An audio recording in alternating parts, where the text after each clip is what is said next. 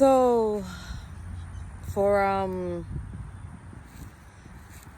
want to say maybe a week now, I have been consuming a lot of social media, really TikTok, about everything that's been, not everything, because there's so much that's not known, but a lot of the things that are happening in the world right now. And as the algorithm kind of curates what is of interest to you, interestingly, along with the outrage and the scandalousness and the people who are using it, there are people who are rage baiting. I don't see much of that across my FYP unless I search for it.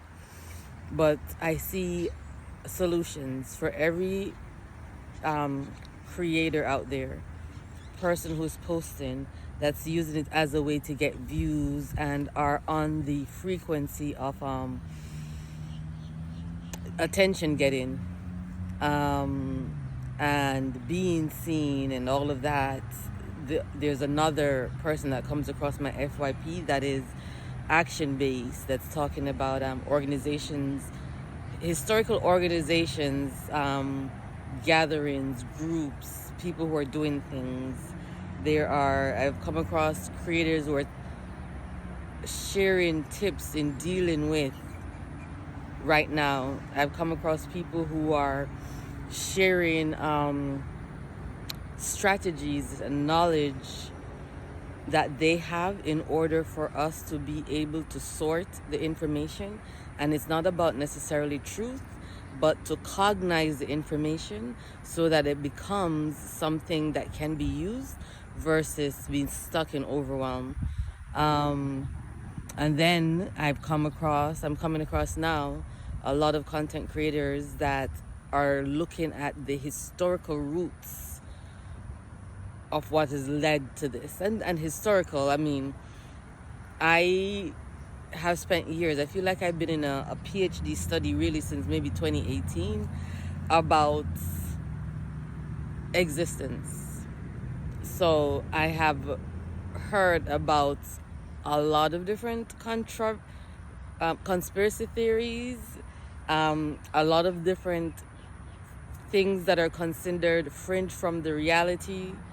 And what I'm talking about now are the people who are looking at slavery, just before slavery, maybe from even the biblical times, and the different constructs of recorded history that you can go through and show how systems that have been created then and existence from then results in this that we're experiencing now.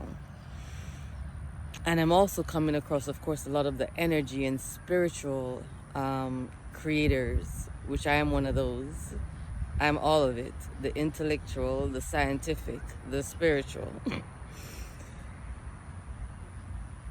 that are pointing to the energetic collapse of a system and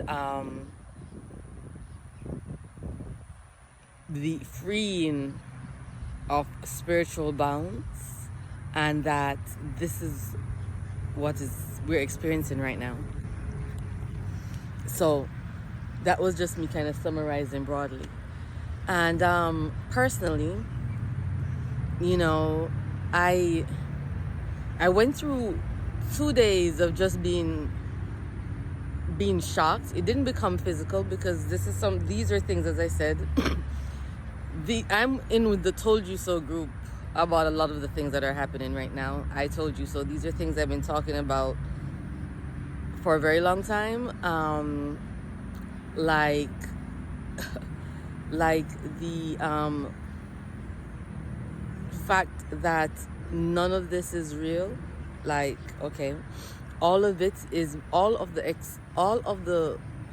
structures that we live in, all of the structured life that we experience is created by others and imposed on the masses. And then we are forced into compliance that's taken as a social contract, a social construct and agreement. So then we live in an agreement reality that we're actually being oppressed into. We are submissive to. That is the agreement reality. And waking up is waking up to remember that it cannot operate unless we're in agreement to it. So once we get that we are the creators of our reality, but at every plane, it's like beyond the trauma, beyond the victimization, beyond the experience, beyond the history, beyond the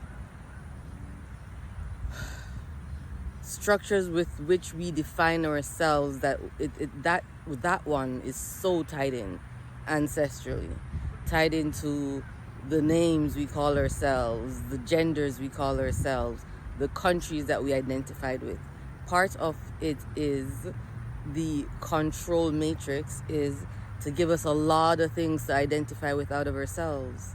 That's not ourselves. So waking up to ourselves, which a lot of people are doing, we wake up to remember. I just heard some birds splashing. 2 ducks playing in the water. So then we remember that we're the creator of our realities. And letting go of all of those identities that are not ourselves, then we connect with each other and we can actually see each other and then build together, not compete, which has been there's so many big ones, but a major, I'm in the United States, a major driving force in the United States, a major energy that keeps us apart and keeps us busy and away from ourselves and away from our power. Connection, unity, group. I mean, like, the majority of the animals in nature that we see, they exist in groups, they survive in groups, they protect in groups. On this little pond, I have seen the geese start warning all the birds, and the blackbirds start warning the other birds and the other animals when there are hawks or eagles in the sky. So yeah. And at the end of it, of course, remember to breathe. And at the beginning of it, hopefully we get there first. Remember to breathe.